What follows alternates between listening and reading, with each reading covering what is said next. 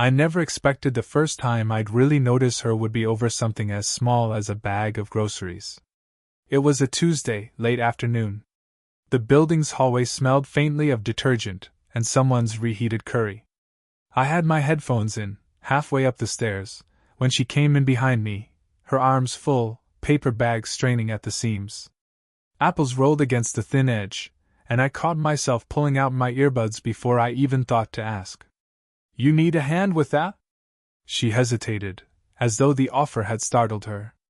Then she nodded, just once.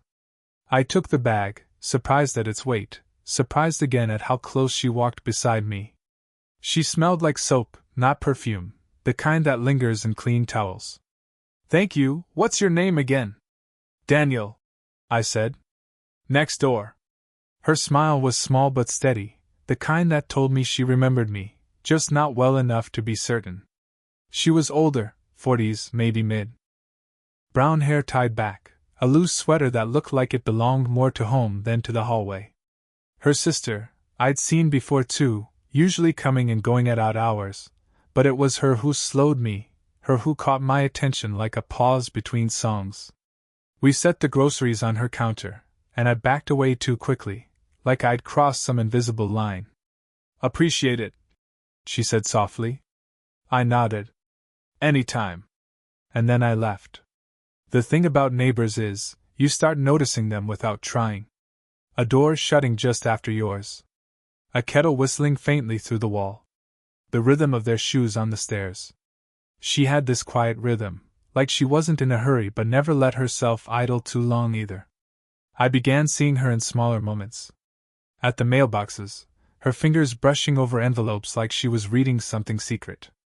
In the laundry room, folding shirts with precise corners while I half crumpled mine into a basket. Once, she caught me staring.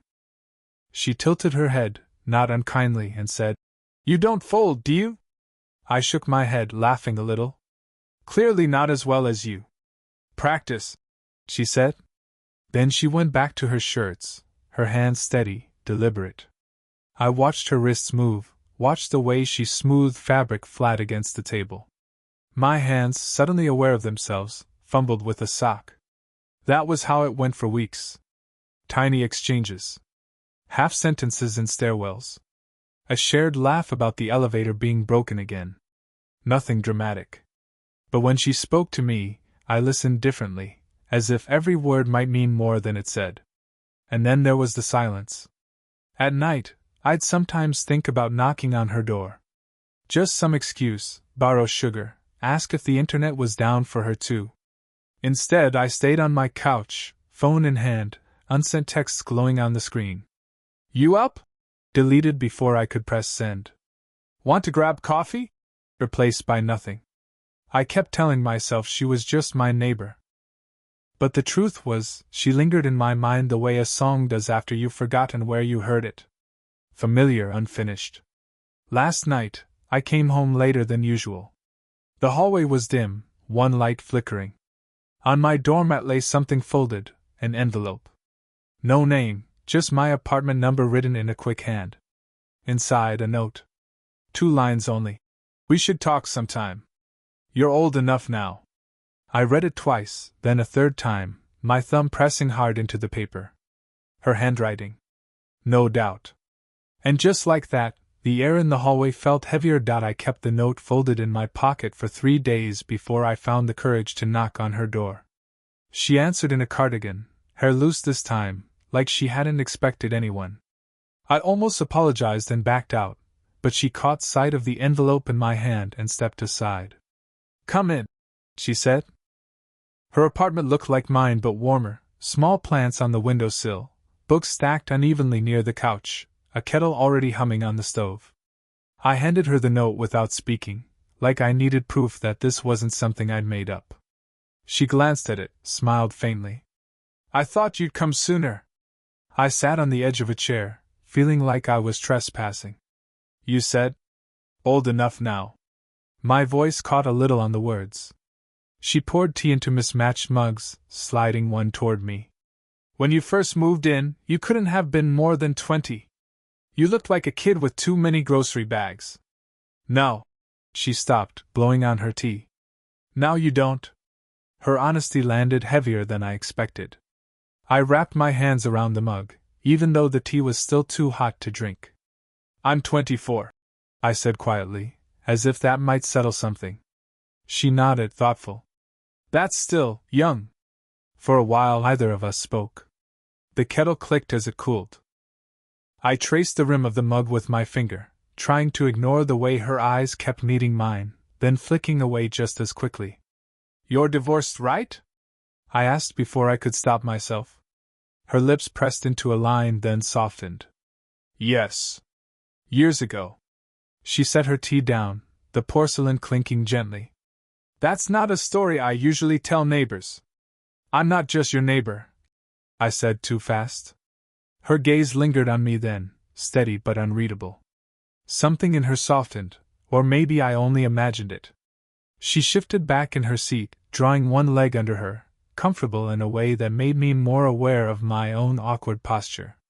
The silence stretched, but it didn't feel empty. It was the kind of silence where both of us were thinking about things we weren't going to say. Finally, she broke it. You know, my sister thinks I'm ridiculous. She said if you were going to notice me, you would have by now. I laughed under my breath. She doesn't know I notice everything. Her eyebrows lifted, just slightly. Everything? I nodded. Like the way you fold your sleeves before making tea. Or how you never keep the TV volume past halfway. Or how you write notes when you could just knock. Her hand stilled on the mug. For a second, the room felt charged, like the pause before a storm. Then she reached across the table, brushing a crumb off my sleeve with her fingers. A tiny, ordinary gesture. But it left heat where her hand had been. I don't know why that moment stayed with me. Maybe because it felt like someone finally saw me. After that night with the tea, things shifted. Not in a way anyone else would notice, but I did. When I passed her in the hallway, she paused half a beat longer. When we spoke, her eyes held mine until I looked away first. Small things easy to miss? Except I didn't. I couldn't. One evening, I stopped by to return a book she had lent me. Something about cities after dark, essays I never finished. She opened the door in a soft gray sweater, sleeves pushed up, hair slightly damp, like she just stepped out of the shower. My throat went dry. You didn't have to bring it back so soon, she said. I wasn't reading it, I admitted. I kept thinking about other things. Her mouth curved, just faintly, like she understood. She stepped aside, let me in. The apartment smelled of lemon soap. A low radio hummed in the background, a voice speaking too softly to catch the words. She poured 2 glasses of water this time, no tea, and sat across from me on the couch. I wanted to tell her something. Anything. But the words stayed tangled. Instead, I just watched her thumbs circle the rim of the glass, round and round. You seem... She started, then stopped. Different lately. Different how? She shook her head, eyes lowered. Doesn't matter. The silence stretched again. I leaned back, letting my arm rest against the cushion between us. Not touching, just close. Close enough. She shifted, almost leaned in, then the door opened. Her sister. She breezed in with grocery bags, keys jingling. Oh. You're here. Her eyes flicked between us, quick, assessing. Then she smiled too brightly. Didn't mean to interrupt. I stood too fast, muttered something about leaving. My pulse was loud in my ears as I reached for the door. But before I could turn the handle, she spoke. Daniel. I froze. Her voice was quiet, careful. Stay. Please. Her sister was already in the kitchen, unpacking apples, humming like nothing was unusual. I sat back down, trying not to look as rattled as I felt. She gave me the faintest smile, as if to say don't worry. We talked then, but not about anything important. Weather, errands, little things. Mine brushed hers once, by accident. I pulled back too quickly. She didn't move away. Later, when her sister disappeared into another room, the quiet folded around us again. She leaned forward, elbows on her knees, staring at her hands. Sometimes I think. She stopped, shook her head. Forget it. I wanted to press. I didn't. Instead, I let my hand rest on the couch cushion again, fingers barely grazing hers. Not quite touching. Just there. Her breath caught. Her hand twitched, almost met mine. Almost. Then she pulled back, slow but certain. You should go. I did. But the near touch stayed with me longer than any kiss could have. It was late, maybe close to midnight, when I ran into her outside. She was sitting on the low brick wall near the parking lot, coat wrapped tight, a thermos balanced between her palms. The air smelled faintly of rain on pavement. I almost walked past. But she looked up, caught my eye, and something in her expression stopped me. Can't sleep? I asked. She shook her head. Happens. She gestured toward the empty space beside her. Sit. I did. The wall was cold through my jeans. For a long moment, we just sat in silence, headlights flashing across us whenever a car passed on the street. She handed me the thermos without a word. It was chamomile, faintly sweet, still warm. I sipped, then gave it back. Our fingers brushed, light, accidental, but enough to make my chest tighten. You ever feel like... She started, then stopped. Her voice was low, more to herself than to me. Like you missed your chance at something? And then it shows up again when you're not supposed to want it? I swallowed, throat dry. Every day. Her laugh was small, bitter. You're too young to say that. Too young to feel it, maybe. Not too young to mean it. That made her glance at me, eyes sharp in the dim light. Like she was searching for something in my face. I didn't look away. My sister, she said softly. She thinks I'm reckless even talking to you this much. She says it'll end badly. I leaned forward, elbows on my knees. And you? Her breath caught. She stared at her hands, fingers knotting together. I don't know. Part of me thinks she's right. But another part. She broke off, pressing her lips together. The silence thickened. I wanted to reach out, to close the space, but my hands stayed locked between my knees. I keep telling myself it's nothing, she whispered. That you're just kind. That you don't see me that way. My pulse hammered. I almost said it. Almost. Instead, I let the words slip out half-formed. What if I do? She froze. The night seemed to tilt around us. Her voice was almost inaudible.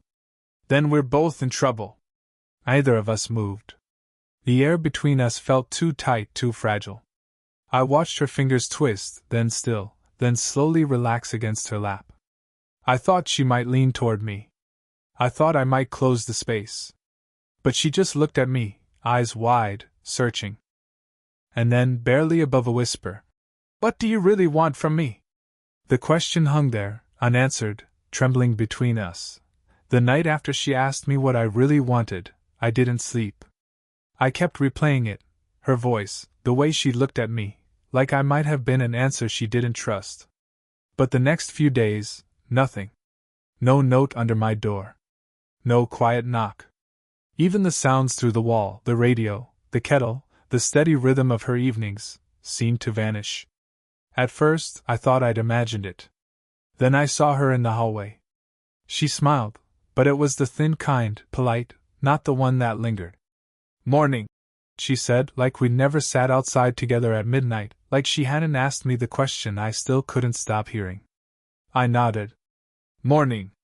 And that was all. 2 nights later, I passed her door and heard voices. Laughter. A man's. I froze, keys in hand. It was low, comfortable, the kind of sound that belonged to someone who'd been there before. My chest tightened. I kept walking. The next day, her sister found me by the mailboxes. "She's been different lately," she said, almost offhand. "You notice?" I shrugged, trying to sound casual. Not really. But I had noticed. Every detail. The way her curtains stayed drawn. The way she avoided eye contact when we crossed paths. I wanted to ask, who was he? Why now? Why after that night? Instead, I kept the questions to myself, chewing on them like stones. By the weekend, I couldn't take it anymore. I typed out a message on my phone. Can we talk? I stared at it for minutes, thumb hovering. Then I deleted it. Wrote another. I keep thinking about that night. Deleted that too. The screen went black. My reflection stared back, tired, restless. Sunday afternoon, I went down to the laundry room. She was there, folding sheets. She looked up, startled, then quickly masked it with a half smile. Been a while, I said.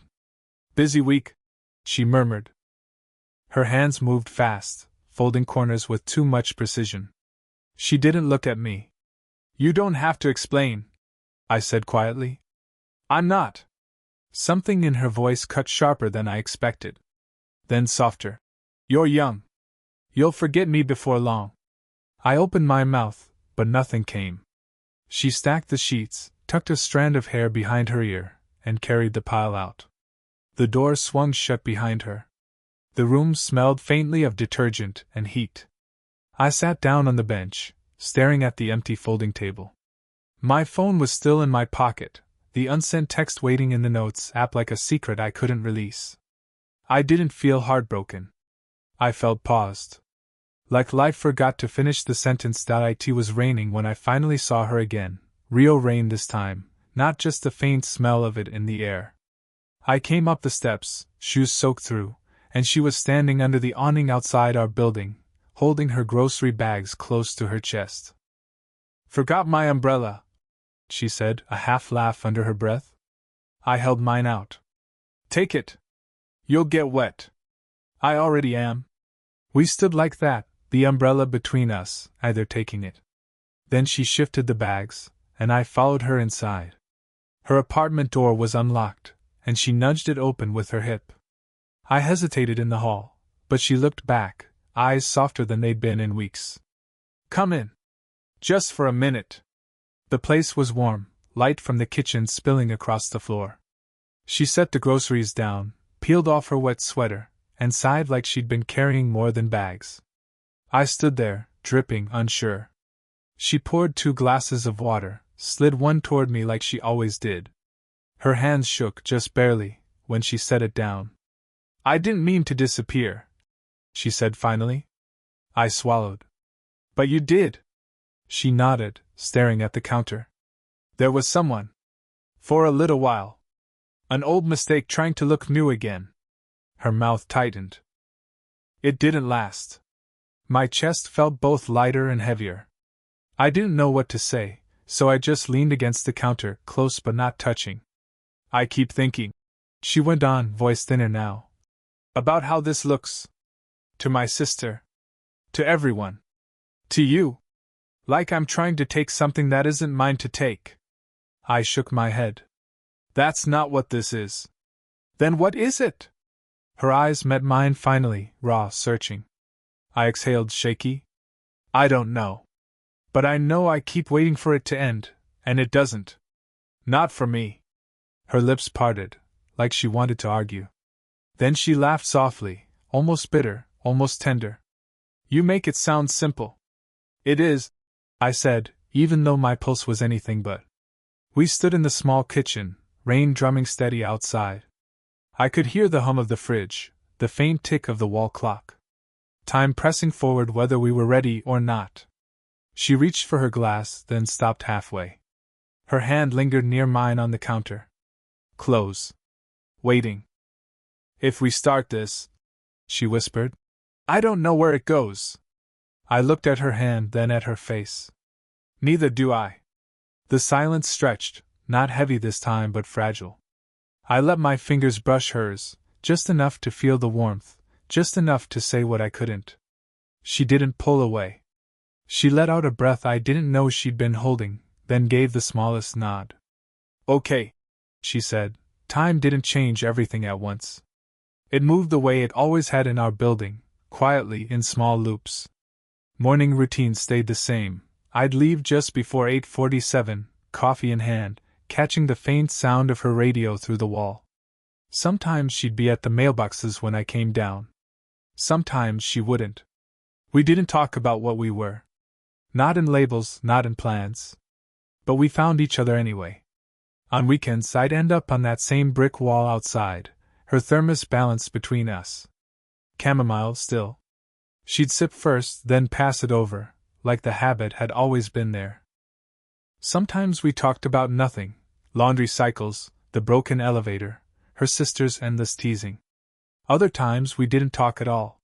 Silence became less of a wall, and more of a place we shared.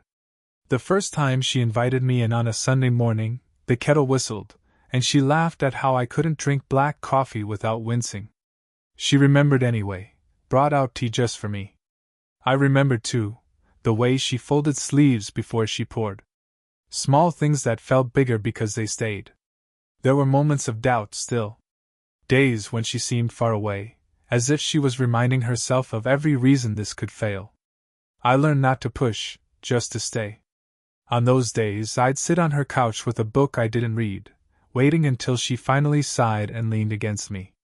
That sigh said more than words ever could. And then there were her stories. Fragments of a life I hadn't lived, a failed marriage, a move she almost didn't make, the feeling of being unseen for too long. She never told them in a straight line. They came out sideways, while folding laundry, while waiting at a red light, while setting down 2 glasses of water on the counter. I never asked for more. I just listened.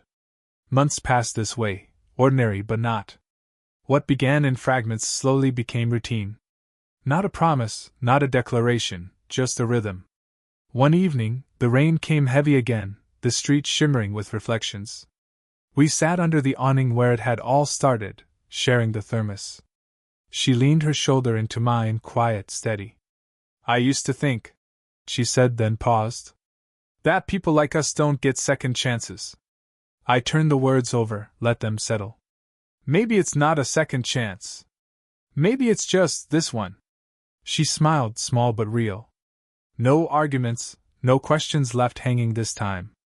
Just the sound of rain, and the warmth of her hand finding mine without hesitation. And that was enough. I don't know if anyone else would understand why that moment mattered so much. But she would. She always would. Did this story stay with you? What kind of quiet, real love stories do you want to hear next?